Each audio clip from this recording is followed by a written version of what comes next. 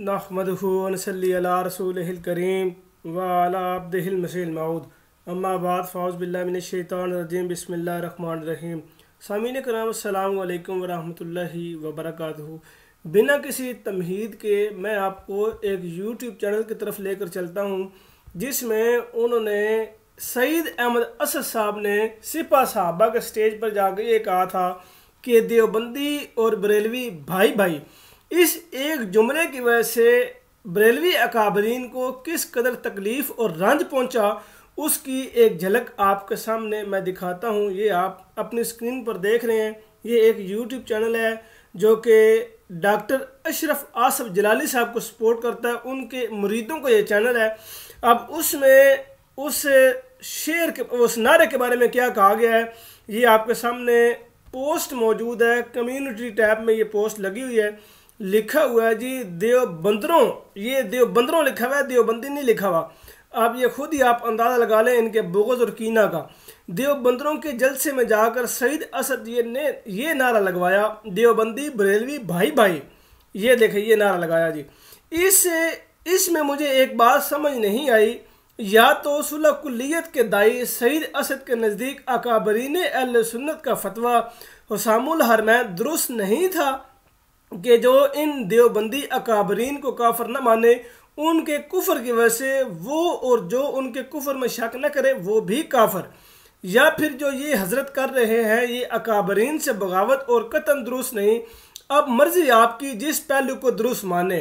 क्या जिन देवबंदरों के पास ये हजरत पहुंचे उन्होंने अपने अकाबरीन की गुस्ताखियाँ किताबों से निकाल दी या उनको गुस्ताख करार देकर अकाबिर मानने से इनकार किया? अगर नहीं तो उनके पास जाना कैसा?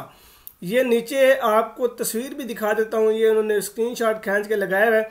जामिया अमीनिया रिजविया फैसलाबाद, ये इमामुल मुनाज़रीन सिपा साहबा के स्टेज पर ये आपके सामने मौजूद है।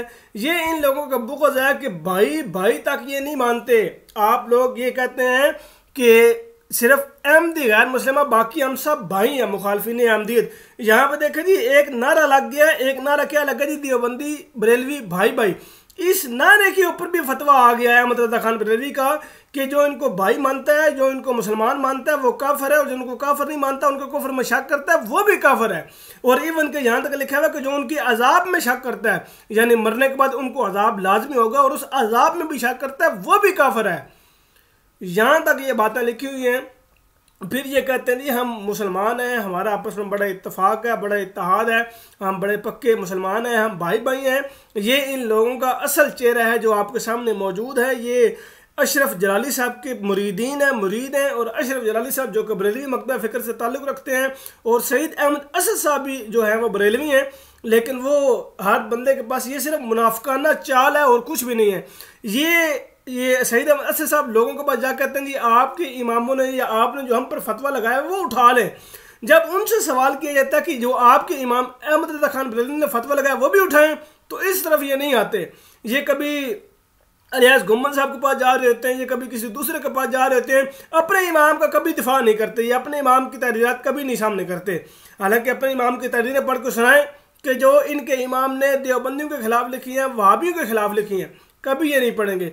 अल्लाह ताला इन लोगों को समझने की तौफीक दे। ये अपने ही आग में राख हो जाएंगे। इन्होंने क्या किसी का मुकाबला करना है, ये खुद ही इंशाअल्लाह ताला आपस में लड़ेंगे और शुरू से लड़ते आ रहे हैं। इन लोगों का कभी इत्तफाक नहीं हो सकता। ज़ाहिर सी बात है जो शख्स एक इमाम का इनकार करे उनमें कैसे इत्तेहाद कैसे इत्तफाक हो सकता है। फिर भी हम अल्लाह ताला से दुआ करते हैं कि अल्लाह ताला इनको समझने की तौफीक दे। वमा अलैना इल्लल बलाग। अस्सलामु अलैकुम व रहमतुल्लाहि व बरकातुहू।